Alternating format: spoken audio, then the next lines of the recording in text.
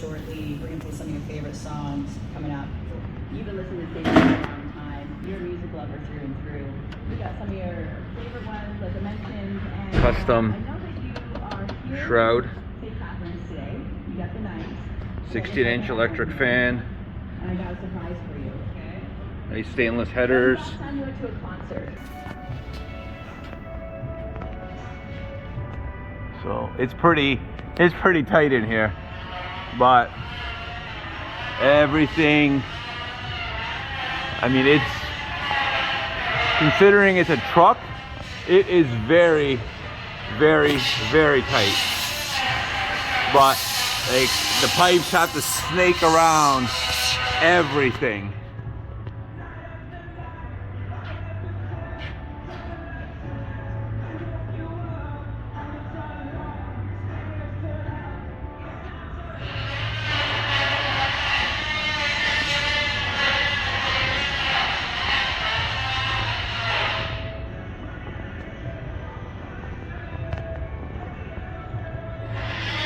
I mean, it looks like a stock muffler.